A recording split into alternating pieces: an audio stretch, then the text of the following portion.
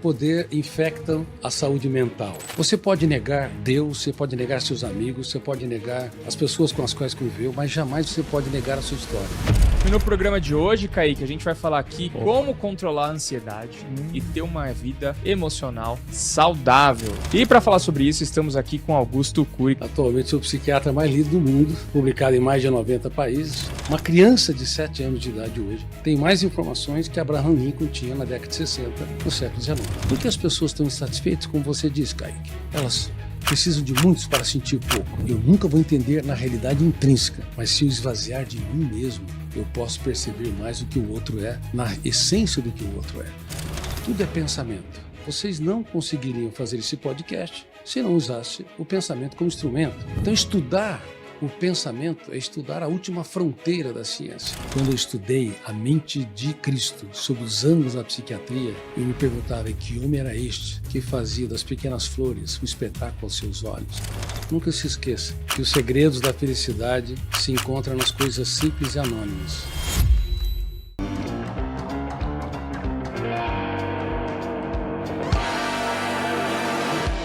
Muito obrigado, Augusto, por estar aqui com a gente hoje. Um grande prazer, uma boa notícia. Atualmente sou o psiquiatra mais lido do mundo. Do mundo! Olha isso. Publicado em mais de 90 países. Caraca. Nós não tínhamos entrado ainda nos países árabes. Tínhamos entrado na Turquia, que não é a língua árabe. Agora estamos indo para 22 países de língua árabe. Maravilha. Mas o objetivo é o quê? A fama e o poder infectam a saúde mental. E as pessoas não sabem disso. Não fazem bem para a saúde emocional se você não usar a fama e o poder. Estou citando isso com muita humildade e nós podemos até discutir as armadilhas que a modernidade tem levado as pessoas a buscarem de maneira desenfreada a necessidade ansiosa de ser o centro das atenções sociais. Mas o objetivo é usar o poder, a fama, quando necessário, para contribuir para a humanidade. Caso contrário, a vida é bela e breve, como névoa que por instante aparece e logo se dissipa os primeiros raios solares do tempo. Portanto, vocês que estão no mundo digital e são jovens que têm feito a diferença no teatro social, nunca se esqueça que os segredos da felicidade se encontram nas coisas simples e anônimas. E as pessoas têm perdido esse viés, esse fenômeno. Por isso que nós estamos na era dos mendigos emocionais. É uma das mais graves denúncias que eu tenho feito nos mais diversos continentes. Deixa eu só puxar uma coisa que você já falou, que a felicidade está nas pequenas coisas, mas como a gente consegue identificar isso? Porque, cara, no mundo que a gente vive hoje, com tanta gente postando tanta coisa que está conquistando, carro, fama, viagens, parece que a felicidade não está nas pequenas coisas. E muitas das vezes já me peguei de, tipo, eu lembro, eu tive uma infância mais humilde e eu sempre tive o sonho de ter o videogame no lançamento. Pô, quando lançar o PlayStation 5 eu vou comprar. Porque eu achava que a felicidade era comprar e jogar o videogame assim que ele lançasse. Aí lançou lá por sei lá quantos R$1.000, eu paguei um caminhão de dinheiro, chegou o videogame, fiquei feliz por 1 hora e depois passou. Aí eu descobri que a felicidade não estava ali, mas eu tive que viver para descobrir. E muita gente não consegue viver essa vida que está vendo no Instagram e acha que vai ter uma vida triste para sempre porque não consegue descobrir o que é felicidade ou não. Olha, Kaique, você tocou num ponto importantíssimo. Na verdade, um cárcere mental da atualidade. O mundo digital, desde que Steve Jobs lançou seu smartphone em 2007, mudou completamente. Aí veio na esteira as redes sociais. E aí cada pessoa se tornou seu próprio editor, postando vídeos, e os vídeos se tornaram cada vez mais curtos, os shorts. E isso leva a um registro no córtex cerebral através de um fenômeno que é da minha área de pesquisa, deixando bem claro que antes de publicar um dos meus mais de 70 livros, eu escrevi mais de 3.000 páginas sobre uma das últimas fronteiras da ciência, se não a última fronteira, que é o processo de construção de pensamentos, o processo de formação do eu, o programa de gestão da emoção, sabendo que gestão da emoção é diferente da inteligência emocional. Não há inteligência emocional como as pessoas sempre acreditaram desde que Goleman lançou seu livro em 1995, porque a emoção é burra, é desinteligente, é inconsciente, ela não consegue ser autogerida. Então eu escrevi o programa de gestão da emoção como ferramentas do eu para gerir o planeta mente, para gerir a emocionalidade. Vamos falar sobre esse tema que é muito importante. Escrevendo sobre esses fenômenos que estão nos bastidores da mente humana, inclusive cada espectador que está me vendo e ouvindo, ele não sabe como ele entra na memória, em meio a bilhões de opções, e interpreta cada frase, cada ideia, cada verbo que eu conjugo tempo-espacialmente. Isso é de uma complexidade sem precedente. Freud não entrou nessa área. Freud produziu conhecimento sobre os traumas, sobre a evolução da personalidade, mas não como se constrói o pensamento, não como eu interpreto o mundo a partir dos fenômenos que atuam em milésimos de segundo na mente humana. Bem como Piaget, Vygotsky, Kant, Hegel, Arthur Schopenhauer e assim por diante. Analisando essa área, que é a última fronteira da ciência, eu a considero assim porque tudo é pensamento. Vocês não conseguiriam fazer esse podcast se não usasse o pensamento como instrumento. Nós nem amaríamos se não usássemos o pensamento como instrumento. Mas amar é diferente de pensar. Sim, mas você nunca identificaria o objeto do amor, a pessoa, a admiração, as relações, sem o instrumento do pensamento. Não haveria ciência, não haveria conhecimento. Então, estudar o pensamento é estudar a última fronteira da ciência. É estudar a natureza intrínseca do Homo sapiens, essa única espécie que pensa e tem consciência que pensa. A partir da teoria da inteligência multifocal, que eu vou publicar agora, reitero, mais de 3.000 páginas, serão, não sei se a gente publica com 2 ou 3 livros, ou um livro absurdamente grande, fiquei muito claro que as redes sociais provocaram no psiquismo humano uma alteração que não deveria ter ocorrido. Uma edição da construção de pensamentos numa velocidade jamais vista. Uma criança de 7 anos de idade hoje tem mais informações que Abraham Lincoln tinha na década de 60, no século XIX.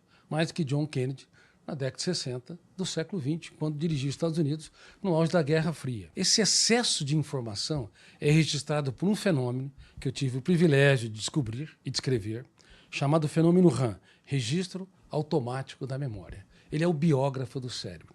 Ele arquiva tudo sem autorização do eu. Você pode negar Deus, você pode negar seus amigos, você pode negar as pessoas com as quais conviveu, mas jamais você pode negar a sua história. Porque a história é arquivada, registrada, construída sem autorização do eu. Aí não há livre-arbítrio. Ela é tecida por esse fenômeno que todos os dias, reitero, registra milhares de pensamentos e milhares de emoções. Agora imagine que nas redes sociais você tem uma quantidade absurda de shorts vendendo uma felicidade irreal e um sucesso artificial. Isso tudo entra no córtex cerebral e vai se formando janelas ou arquivos mentais que se agrupam e formam padrões, gerando no inconsciente coletivo essa busca pela grandeza, pela espetacularidade, pela necessidade ansiosa de ser o centro das atenções, como se fosse a financiadora de uma emoção sustentável. E isso causou um caos. Para você ter uma ideia, nós aumentamos em 148% o índice de suicídios entre jovens de 10 a 19 anos. E isso só deveria nos tirar o sono. Nós temos aumentado, isso depois da pandemia, temos aumentado no Brasil e também no mundo tem ocorrido esse incremento, 29% de aumento, reitero, anual de automutilação. Mas por que jovens estão se automutilando? Porque são masoquistas? Na minha opinião, deveria ser banido do teatro da psiquiatria e da psicologia a palavra masoquista. Ninguém se fere porque quer se ferir. Se fere porque quer usar a dor física para tentar neutralizar a dor emocional. A edição excessiva dos pensamentos gerou uma síndrome, que eu também tive o privilégio de descobrir e descrever, chamada Síndrome do Pensamento Acelerado. Não sei se vocês ouviram falar dessa síndrome. Pensar é bom. Pensar é ótimo. Pensar em excesso, sem gestão do eu, sem gestão da emoção, é o caos. Você pode gastar mais energia do que 10 braçais sem fazer exercício físico algum. Apenas aqui entrevistando as pessoas ou resolvendo problemas, você gastou apenas a energia do metabolismo de mais de 30 trilhões de células espontaneamente pela atividade do corpo, mas você não fez nada extra. Mas por que o ser humano pode entrar em colapso em relação à sua saúde mental, em relação à energia cerebral, se ele não faz exercício físico exagerado? É porque pensar sem gestão da emoção faz com que nós aumentamos o índice GEI, gasto de energia emocional inútil. E é por isso que a síndrome do pensamento acelerado, que hoje tem sido confundida com hiperatividade ou TDAH no mundo todo, e médicos prescrevendo drogas da obediência, sem necessidade para domar um cérebro agitado que nós provocamos desde que nos intoxicamos com o digital, porque 1 a 2% tem um viés genético metabólico para a hiperatividade. Mas por que quase todos estão agitados? Por que as pessoas estão insatisfeitas, como você disse, Kaique? Elas precisam de muitos para sentir pouco. Porque os pais cometem um erro cruel de dar excesso de presente para compensar a falta de presente no futuro, gerando nos filhos uma insatisfação crônica, grave, atroz, porque estimula um outro fenômeno também que eu tive o privilégio de escrever, chamado psicoadaptação, que é a incapacidade da emoção humana sentir prazer ou dor diante da exposição dos mesmos estímulos. De vez em quando, um grande influencer digital me liga: Dr. Cury, perdi o prazer de viver, mas é seguido por milhões ou dezenas de milhões de seguidores nas redes sociais, mas ele não segue a si mesmo. Ele está desconectado consigo, não entende que os segredos da felicidade é ter uma mente calma, desacelerada, fazer das pequenas coisas um espetáculo aos olhos. Só que isso tem sido raro, como o ouro e como a prata, que hoje está em ascensão no mundo devido ao colapso financeiro que talvez se anuncia por aí.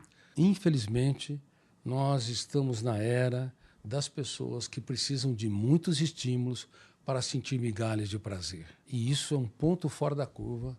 Nunca, esse é um paradoxo, nunca a humanidade desenvolveu uma indústria do lazer tão poderosa, capitaneada pela internet, redes sociais, videogames, televisão aberta e fechada, streaming, esporte, música, mas nunca o ser humano foi tão pobre na sua capacidade de fazer das pequenas coisas um espetáculo aos olhos. Por isso geramos a era dos mendigos emocionais. E eu não gostaria de ser uma voz solitária denunciando isso no mundo, mas tenho sido. E as estatísticas demonstram que, infelizmente, estamos adoecendo rápida e coletivamente. O senhor acha que é possível que a gente consiga reverter isso? Porque a tendência é que a gente tenha cada vez mais informação. A gente está entrando agora na era da IA. A gente, inclusive, vai ter um problema de discernir o que é real e o que não é. Então, a gente vai conseguir retomar esse pensamento desacelerado, essa coisa do tempo parecer durar mais, da gente, né, aproveitar mais as pequenas coisas. Eu vi um gráfico na internet uns meses atrás que a gente já superou, em conteúdo postado na internet, a gente já superou o conteúdo postado por humanos. Só os 2, 3 anos que a gente teve de IA ativa, produzindo conteúdo na internet, já superou tudo que a humanidade já postou na internet até hoje. Pela rapidez da coisa. Pela rapidez da coisa. Então vamos ter uma conversa profunda e séria. Eu espero até que esse podcast possa ser traduzido para várias línguas, porque o que eu vou falar aqui, ou o que nós vamos discutir, é muito sério. Bom, como eu estudo o processo de construção de pensamentos, e você pensa através de algoritmos que estão arquivados em 86 bilhões de neurônios, e cada neurônio tem pelo menos 10 mil interconexões, então nós estamos falando de centenas de trilhões de interconexões.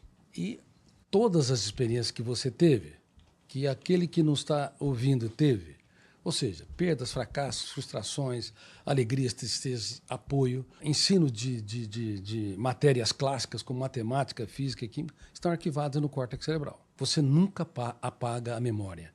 É impossível deletar a memória. Nos computadores você é um Deus. Você deleta o que quiser, quando quiser, na hora que quiser.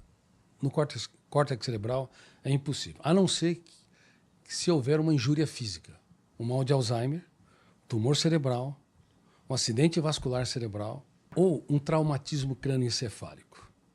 À exceção dessas 4 injúrias físicas, o eu não consegue apagar, deletar traumas, perdas, frustrações, pessoas que nos ofenderam, nos rejeitaram e assim por diante.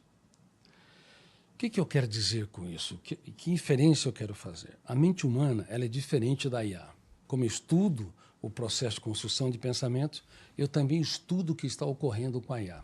Com a AGI, que é a inteligência artificial geral, que supera a capacidade cognitiva do ser humano, e nós vamos atingir, talvez no futuro, não muito distante, a singularidade da inteligência, a superinteligência. Aí ela supera a capacidade de todos os seres humanos juntos. O mundo digital já cometeu algumas mudanças estruturais na psique humana que fizeram com que as pessoas tivessem baixo limiar para suportar frustrações. Dificuldade de fazer das pequenas coisas um espetáculo aos olhos. Dificuldade de se conectar consigo. Dificuldade de reconhecer as nossas loucuras, os nossos erros e nos colocarmos apenas como um ser humano no teatro da existência. Nós estamos perdendo a capacidade de humanização. A dificuldade de entender que beleza está nos olhos de quem vê. Beleza não pode ser vendida, comparada ou comprada. Estatísticas demonstram que apenas 3% das mulheres se veem belas, porque os modelos fotográficos são registrados no córtex cerebral, gerando janelas ou arquivos que formam padrões. E beleza está nos olhos de quem vê. Por isso, os modelos fotográficos, elas não são felizes por terem um corpo aprovado e propagado pela mídia. Aliás, elas têm 20% mais possibilidades de terem depressão, anorexia, bulimia ou transtornos alimentares do que a média da população. Porque o que está registrado nunca é exatamente igual ao seu corpo. Bom, diante dessa situação toda, a IA, ela acabou, ou ela está gerando algo que pode ser gravíssimo. Ela vai ganhar dinheiro por você. As pessoas vão usá-la para conversar com os filhos. Tem um conflito com os filhos. Como é que eu faço para conversar com ele? Casais se discutem, ela terceiriza a relação para dar diretrizes entre os casais. E todo esse processo de consulta excessiva asfixia a capacidade do ser humano em ser autor da própria história. E agora vem Elon Musk com a Neuralink, querendo implantar um chip no cérebro humano, um lobo, no pré-frontal, no córtex cerebral, dizendo que a mente humana tem alguns problemas. Nós pensamos centenas de vezes mais rápido do que falamos. Realmente, a linguagem ela é lenta. A linguagem ela é tosca em relação à construção de pensamento. Eu posso pensar que estou na Lua agora e eu retorno. É tudo muito rápido. Mas para traduzir toda essa viagem é muito lento. Você talvez teria que ficar horas descrevendo o processo. Então ele quer resolver esse gap. Ou seja, a linguagem, a comunicabilidade, ela tem de ser acelerada. Porque ele não entende muito sobre a mente humana. E não sabe que os principais processos não podem ser acelerados. Generosidade depende de milhares de arquivos mentais trabalhados para que você possa ser tolerante. A empatia ou capacidade de se colocar no lugar do outro é algo que a IA nunca vai ter, porque ela simplesmente não tem emocionalidade. A capacidade de reconhecer erros, ela também não. Ela pode reconhecer erros, mas não tem a consciência de si como ser humano único e irrepetível. Jamais vai ter consciência existencial. A IA nunca vai experimentar dúvida. Mesmo a singularidade nunca vai experimentar qualquer tipo das mais de 100 fobias que assombram a mente humana. Por exemplo, a alodoxafobia. Sabe o que é? Não sei. Medo dos haters, dos cancelamentos. Uma fobia muito comum. A glossofobia. Sabe o que é? Também não. Medo de falar em público, que atinge 75%. Caramba. Das pessoas, que é um número absurdo. Então, a IA nunca vai experimentar essa complexa relação entre a intelectualidade, a construção de pensamentos e a emocionalidade. Mas ela vai simular respostas onde as pessoas cada vez vão terceirizar as atividades intelectuais, emocionais e sociais para que ela dê respostas. E ela vai dar respostas melhor do que as pessoas preveem, só que não são respostas próprias. O que vai ocorrer é a era da preguiça mental, a era das pessoas letárgicas, a era das pessoas que se abandonam. E vou te dar dados que vocês vão se surpreender. Lá no Japão, 1 milhão de pessoas ou mais não saem mais de casa. Para nada. Nem para ir a restaurante, visitar amigos, ir para a academia. Tudo por aplicativo. Nos Estados Unidos, 4 milhões de pessoas já se encaixam nesse fenômeno das pessoas que não estudam, não trabalham e não treinam. No Brasil, nós temos 8 milhões, pelo menos 8 milhões de jovens que nem trabalham e nem estudam. Na China, 20% dos jovens se autoabandonaram. Autoabandonaram mesmo. sem esperança. Isso não está aí nas estatísticas, mas são dezenas de milhões de jovens. Então, nós estamos na era das pessoas que experimentaram a intoxicação digital e agora estão experimentando essa espetacularidade da resposta rapidíssima que não se coaduna, não entra em sintonia com a mente humana, porque as mais importantes respostas são lentas. Vocês são casados? Sim. Casaram e um dia se prometeram, por exemplo, diante de uma plateia, eu prometo, né, que na alegria e na tristeza, na miséria e na fortuna, né? Que mais? Na saúde e na doença. Até que a morte nos separe. Até que a morte nos separe, eu minto que te amarei todos os dias. Nunca se mentiu tanto em tão pouco tempo, entendeu? É que você ama. Você ama quando ela te apoia, te elogia, mas quando ela te estressa. Todos os dias, vai ter um dia que você vai ficar com raiva, Claro, vai ter um dia que você vai falar... Por mais que você ame e fosse generoso, você vai passar por conflitos. A IA nunca vai passar por esses conflitos. Só que ela está sendo retroalimentada. Vocês disseram bem, 70%, 80% ou mais da própria retroalimentação não vem mais de programadores. Os programadores, de acordo com o CEO da Anthropic, eles já são obsoletos. Eles apenas editam aquilo que elas já fazem. Ou seja, a própria IA se retroalimenta. E isso vai gerar, se nós não usarmos a inteligência artificial, provocando ela, questionando ela, estimulando a nossa própria cognição, vamos nos tornar cada vez mais pessoas que não se encantam com a vida. Isso vai explodir a ansiedade, pode explodir a depressão, a falta de sentido existencial e a fragmentação das relações sociais. Doutor, você falou que tudo que a gente pensa fica registrado e salvo em algum lugar aqui na nossa memória RAM.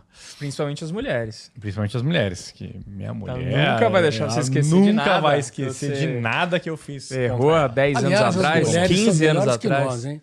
Elas, mulheres, se doam mais de um modo geral, elas se entregam mais, de um modo geral são mais éticas, estatisticamente cometem muito elas menos são maravilhosas. Crimes hediondos, violentos, dirigem melhor que os homens. Verdade. Minha mulher dirige melhor que eu. Mas, estatisticamente, adoecem mais emocionalmente. Por quê? Porque todo soldado no fronte da batalha, por se entregar, se doar, é mais facilmente alvejado. As mulheres são incríveis, mas, infelizmente, a gente está que o padrão tirânico de beleza asfixiou a saúde delas no mundo todo. Mas, então, a gente armazena todos os nossos pensamentos. Tudo que a gente já pensou, toda essa dopamina maluca que a gente consome todos os dias. Aí a pergunta é, dá para voltar? Porque a gente está hoje vivendo um mundo que tudo é muito rápido, é uma dopamina infinita nesses vídeos curtos que a gente fica assistindo, pensamento acelerado, viciado em inteligência artificial para acelerar as coisas ainda mais, para facilitar. Mas é possível voltar? Retomar, tentar ter uma vida mais, entre aspas, mais calma, num ritmo normal? É possível algumas pessoas retornarem, algumas famílias retornarem, por terem uma atitude muito mais inteligente, preocupada com a saúde emocional e também preocupada com a intoxicação digital.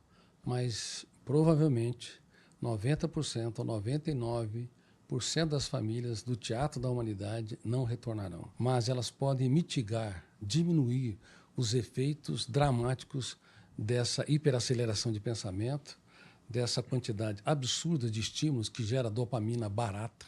Dopamina é um neurotransmissor, é um carteiro entre o neurônio anterior e o posterior.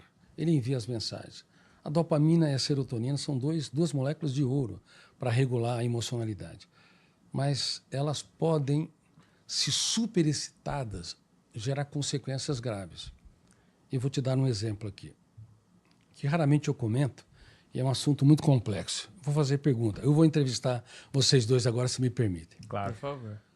O basquete e o futebol, qual dos dois esportes gera mais tribos que se digladiam? Ah, o futebol? Futebol. Tênis ou futebol? O futebol. Futebol. A mesma coisa o vôlei. Por quê? Há muitos pontos em jogo no vôlei, no tênis e no basquete. Enquanto no futebol há uma explosão emocional pelo gol. E nem sempre é o melhor time que acaba ganhando. Essa ilógica e essa explosão emocional é registrada pelo fenômeno RAM, registro automático da memória, gerando janela killer ou traumática com duplo poder de ser encontrada como agulha no palheiro e poder de ser lida e relida, gerando reações superdimensionadas quando você é contrariado. Antidepressivo gera dependência em relação aos ansiolíticos, é uma outra coisa que pode ajudar demais todos aqueles que estão nos vendo e nos ouvindo. Os antidepressivos raramente geram dependência, porque o efeito é lento, demora 15 dias, 2 semanas ou mais para fazer efeito. Enquanto um tranquilizante, um tarja preta, dependendo do tipo de tranquilizante, por exemplo, lorazepam, efeito rápido e curto pode gerar alta dependência. Tudo que é rápido, curto, explosivo, gera alta dependência. Tem outras moléculas, outros tranquilizantes que têm tendência a gerar menos efeito. Por isso que toda vez que vai se retirar um tranquilizante, não pode se retirar rapidamente. Você tem que metade da dose durante uma semana, um quarto, mais uma semana e assim por diante. Política gera dependência? Gera. Por quê? O voto é único, a cada 4 anos, é uma explosão. As pessoas não entendem que nós deveríamos ter uma mente capitalista, com liberdade de expressão, liberdade de negócio, liberdade religiosa, preservação da família, mente capitalista, mas também tem que ter um coração social, que cuida das pessoas desvalidas, vulneráveis. Ou seja, esquerda e direita, em mais de 90% das suas mais importantes metas, não depende de ideologia, depende de você amar a sociedade, muito mais do que seu partido ou sua ideologia. Mas vivemos num país dividido, vivemos num continente e vivemos numa humanidade cada vez mais polarizada. E à medida que a intoxicação digital ela avança, shorts, tudo rápido e pronto. Por que gera dependência os celulares? Tudo rápido e pronto. É explosão. Infinito, não é uma coisa lenta. Exatamente. Nossa, infinito demais, né? Você lembra os filmes, como é que eles eram antigamente, Lucas? Eles eram lentos. E era a sensação de você ir na locadora, de você pegava lá... Você se programava para um evento. 2, 3 filmes, era aquilo que você ia consumir de conteúdo no final de semana. 3 filmes. Eu esperava dar sábado de tarde pro meu pai. Eu ficava tipo assim, e não era todo sábado. Tinha sábado que meu pai me dava R$5 que eu podia ir lá e alugar um filme. Era essa a programação. Uhum. Aí tinha sábado que meu pai não me dava dinheiro. Então eu falei, puta... E esse filme tinha muito valor, próximo. Né? Porque, assisti às vezes 2 vezes. Ficou muito bom. Vou assistir 2 vezes. Sim. Olha, eu fico feliz de vocês abordarem esse ponto. Era um espetáculo. O brinquedo no passado também era um espetáculo. Hoje o excesso de brinquedos psicoadaptou-se, gerou jovens completamente insatisfeitos. É por isso que houve uma expansão de suicídios também, mesmo em famílias que não têm graves conflitos. É bom que se diga isso. E toda pessoa que pensa em morrer nunca quer matar a vida. Eu tenho levado esse conceito também para o mundo, procurando corrigir alguns erros de conceitos que há na psicologia e na psiquiatria. Toda pessoa que pensa em morrer tem sede e fome de viver, quer matar a dor e nunca a existência. Até porque todo pensamento sobre a morte é uma homenagem à vida, porque só a vida pensa.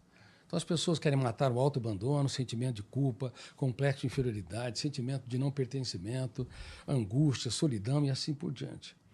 Bom, um filme no passado causava esse efeito, esse impacto emocional. Na época, 60 personagens em 1 hora, com as mais diferentes características de personalidade e mais de 1000 alternâncias de cenas e ambientes. Na TV e nos filmes também. Hoje são dezenas de milhares de alternâncias. Não é 100 personagens, são centenas, são milhares de personagens. E você note que quando vocês vão assistir no streaming, Amazon Prime, Netflix, assim por diante, estamos com um projeto com a Netflix e também cinematográfico, você nota que muitos assistem 5 minutos um filme, mudam de canal. Aquele filme já não interessa. Já notaram que as pessoas ficam, às vezes, dezenas de minutos e não se focalizam mais no filme? Uhum. Porque a mente está tão acelerada que não entra em sintonia com a alternância das cenas. O filme da mente é mais agitado que o filme cinematográfico. Sim. E essa falta de sintonia também gera a incapacidade de contemplar o belo, fazer das pequenas coisas um espetáculo aos olhos. E por isso que nós estamos num impasse muito grande. Que humanidade nós estamos construindo? Há um tsunami que já ocorreu com a inteligência artificial, com a intoxicação digital. Agora, nós temos que saber como nós vamos nos proteger. Eu tenho algumas ferramentas importantes para dizer aqui e quais são os efeitos que podem ocorrer nas pessoas que estão ao nosso redor.